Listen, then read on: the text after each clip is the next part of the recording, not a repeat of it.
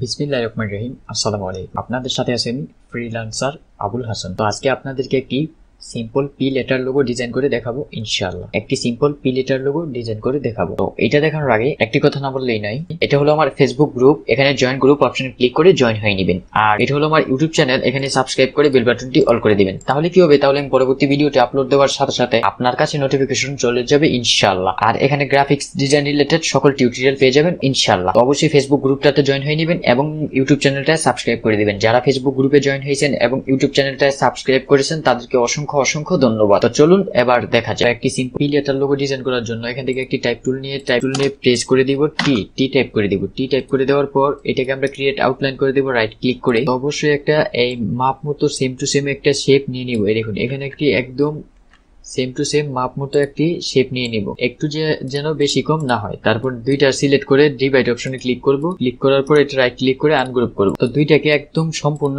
এটার মাঝখান দিয়ে এটাকে আমরা এই কেটে নিব। এই দেখুন এখন কিন্তু এটা নাড়াতে পারছি পুরোই সম্পূর্ণ, এটা কিন্তু পুরোই নাড়াতে পারছি। দুইটা সম্পূর্ণ কাটার পর দুইটা সিলেক্ট করে এখানে ডিরেক্ট সিলেকশন টুলবারটাতে যাব। যাওয়ার পর এখান থেকে আমরা এই কর্নারটা এইদিকে দিয়ে দিব এবং উপরের কর্নারটা নিচে দিয়ে দিব। দেখুন দুইটা কর্নার দিয়ে দিলাম। এরপর এখান থেকে আমরা এই কর্নারটা এদিকে দিয়ে দিব এবং এই কর্নারটা এই ভিতরের দিকে দিয়ে দিব। এই দেখুন এই দুইটা কর্নার কিন্তু আমরা একটু খেয়াল রাখবো। তারপর এটা আমরা ভিতরে দিয়ে দিব। এই দেখুন এখন কিন্তু দুইটা এই সমান হয়ে গেছে। এখন কিন্তু ডিজাইনটা কিন্তু আগের মতো হয়ে গেছে, কোনো ডিজাইনে কিন্তু দেখা যাচ্ছে না। এখন আমরা এটাকে ফাইনাল ডিজাইন করব। যেমন এটা সিলেক্ট করব, এটা কপি করে একটা রেখে দিব। এই দেখুন কপি করে রেখে দিব। এই দুইটা সিলেক্ট করব, তারপর আবার ডিভাইড অপশনে ক্লিক করব। এই দুইটা সিলেক্ট করে রাইট ক্লিক করে আনগ্রুপ করব।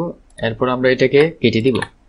এই দেখুন কেটে দিলাম। এখন আমরা আগেরটা যেটা কপি করে নিয়ে রাখছি এটা বসিয়ে দিব। এই দেখুন দুইটা বসিয়ে দিয়ে অ্যালাইন প্রয়োজনে আমরা অ্যালাইন করে নিব। এই দেখুন আইডিয়া অনুযায়ী এটা আমরা বসিয়ে নিব ইনশাআল্লাহ। তো এরপরে আমরা এটাকে দুইটা শেপে আমরা দুইটা কালার দিতে পারবো। যেমন এটা থেকে গ্রেডিয়েন্টটা ইউজ করার পর, গ্রেডিয়েন্ট টুলস বারটা ইউজ করার পর ডাবল ক্লিক করার পর এখানে আমরা দুইটা কালার দিতে পারবো ইনশাআল্লাহ। এই দেখুন এরপরটা যদি আমরা সিলেক্ট করি, এরপরটা দুইটা হয়ে গেছে। এই দুইটাতে সিলেক্ট করে গ্রেডিয়েন্ট টুলবারটা এই দেখুন এটাতে কিন্তু আরেকটা কালার বসে গেছে। তো আমরা উপরের কালারটা চেঞ্জ করে দেই। উপরের কালারটা যদি আমরা চেঞ্জ করে দেই, এই দেখুন এখান থেকে আমরা এই কালারটা চেঞ্জ করে দিলাম, এই কালারটা আমরা এটা দিয়ে দিলাম। এই দেখুন এখন কিন্তু দুইটা কালার কিন্তু বসে গেছে। এখন যদি আমরা এটাকে কিবোর্ড থেকে কন্ট্রোল সি প্রেস করে কপি করে নিয়ে একটা মকআপে বসাই তাহলে কিন্তু সুন্দর দেখা যাবে। এটাতে আমরা যে কোনো গ্রেডিয়েন্ট ইউজ করতে পারবো। এই দেখুন একটা মকআপ ফাইলে চলে আসলাম, ডাবল ক্লিক করে কন্ট্রোল বি প্রেস করে এটাতে পেস্ট করে দিব।